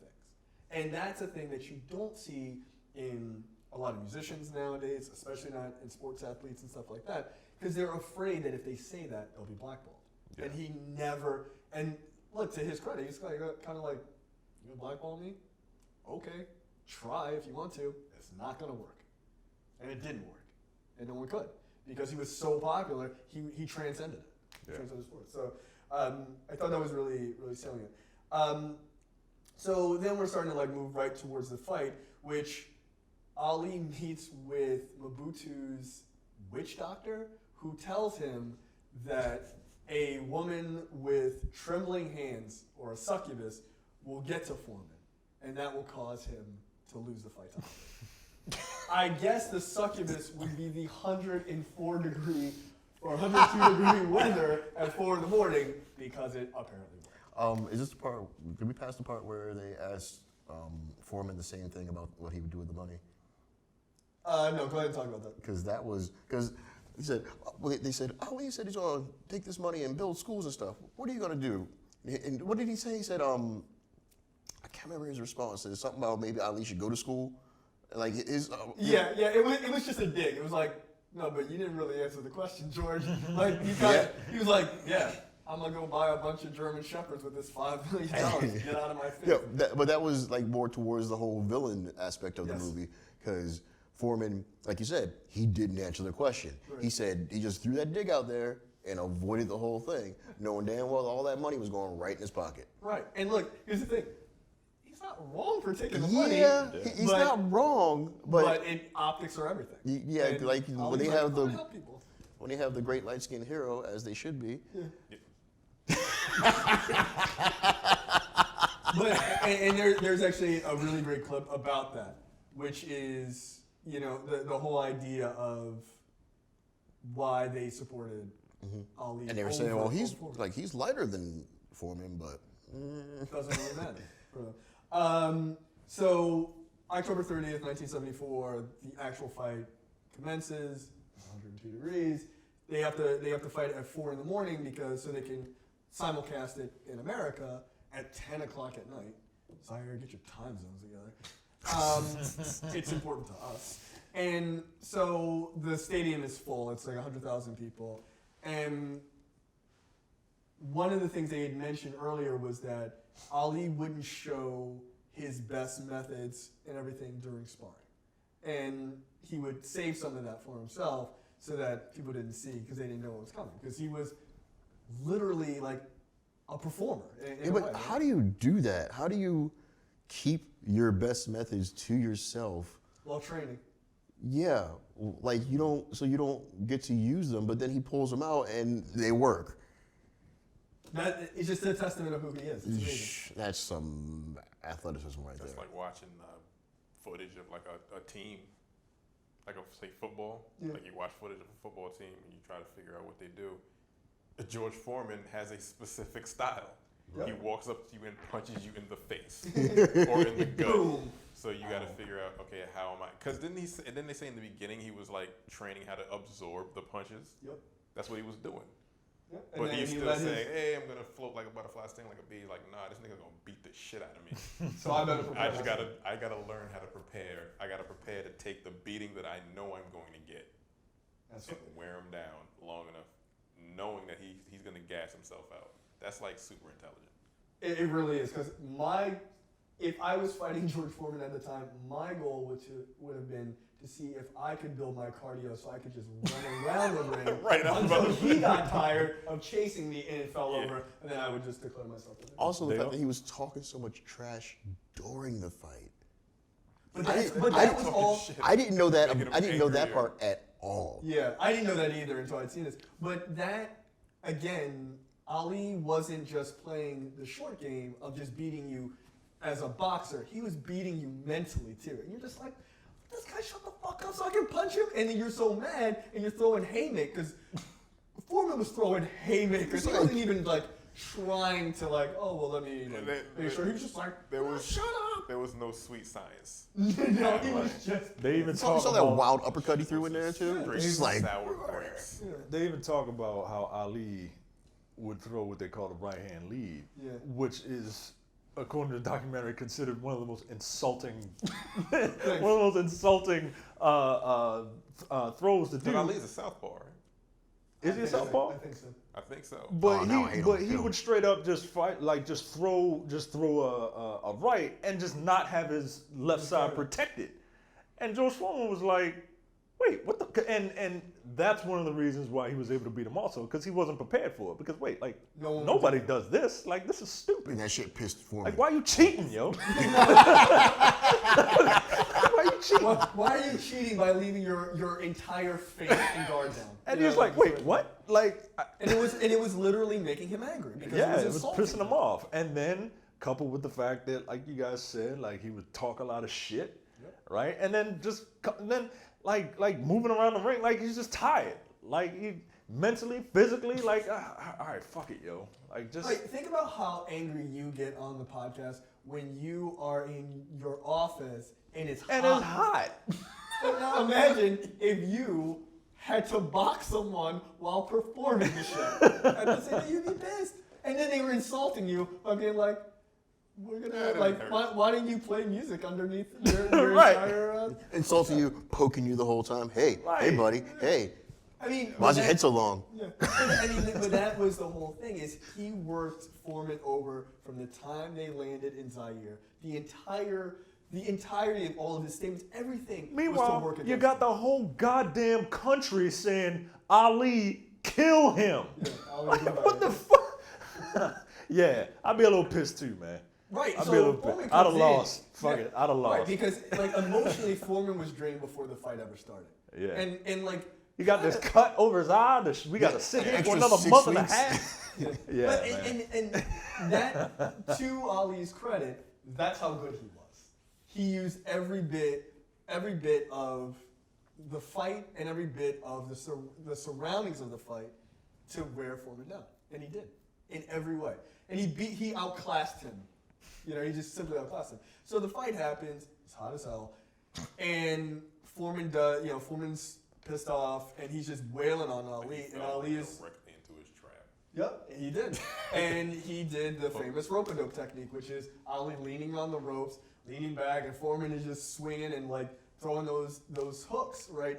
And Ali is just taking it to what, the 5th or 8th round? I think it was 5th round. And then Ali The just 5th round, he got tired, and then the next 3 round, Ali beat the shit out of him. yeah, and just was that. Until he knocked him out in the 8th round. I mean, look, to Foreman's credit, fighting, like emotionally dealing with all of that, and all of the build up to the fight, getting cut and all that, you have all to deal with that, and then going 5 rounds of beating on someone. Dude, there's no way I would have lasted a round. He lasts 5 rounds just pummeling Ali, and Ali is able to take it for 5 rounds.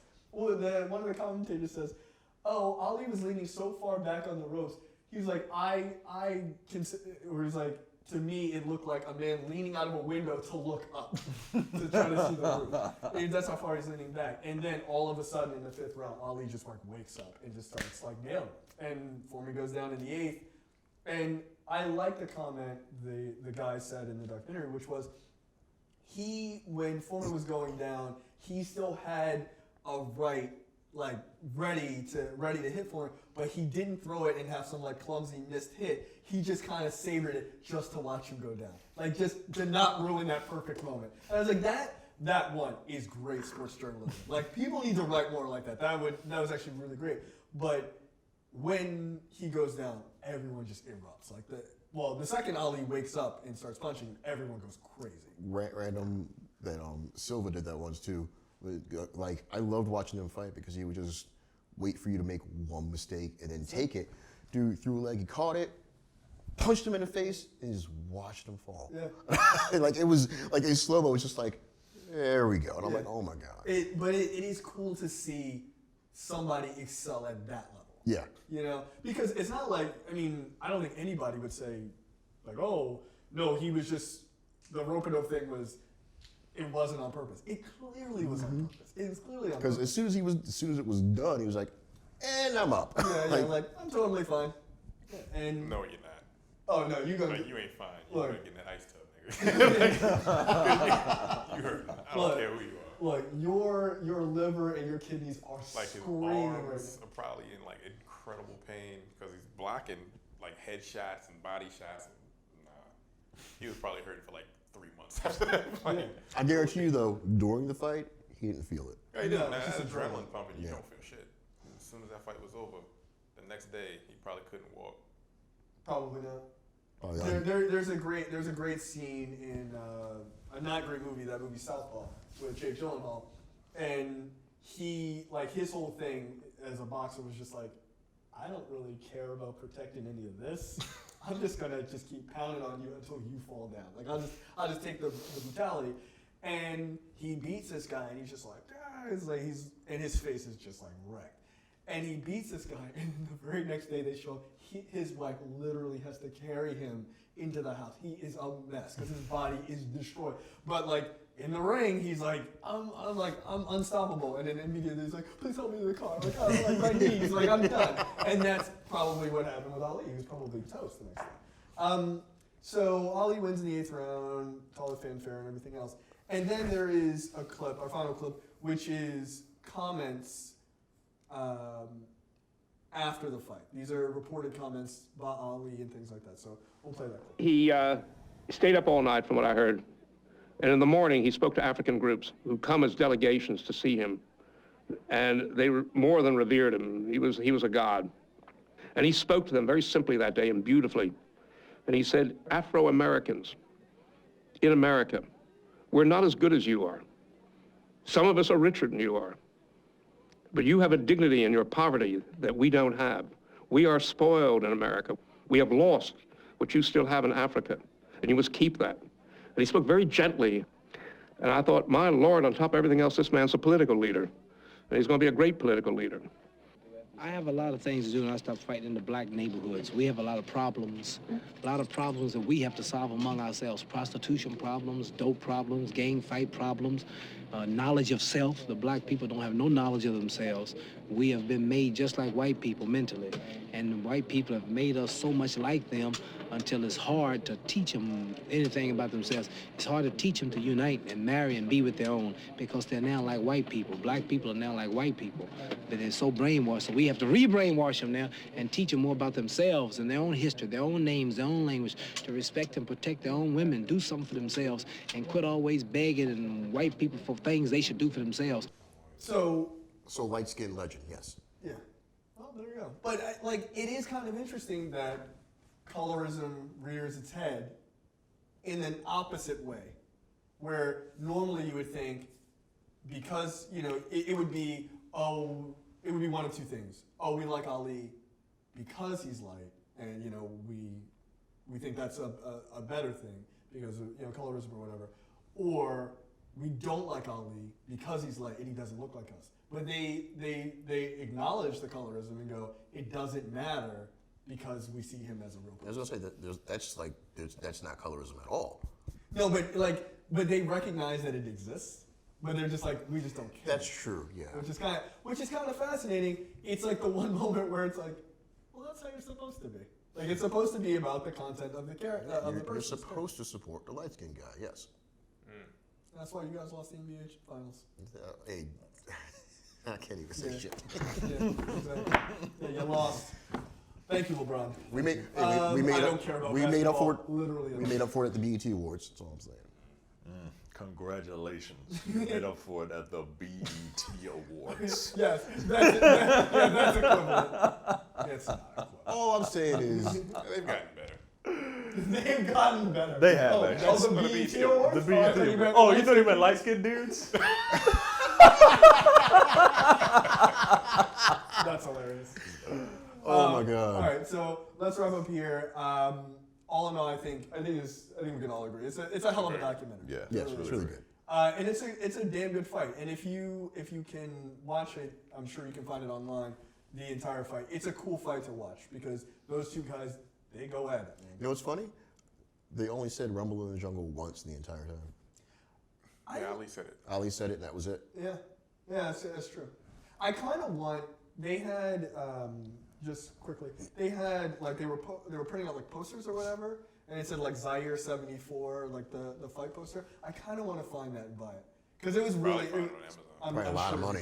It was just a really cool poster. Or you guys could get a reprint of it. But. Yeah, but so that's it for episode 86. When we were kings, we will be back next week for a brand new episode.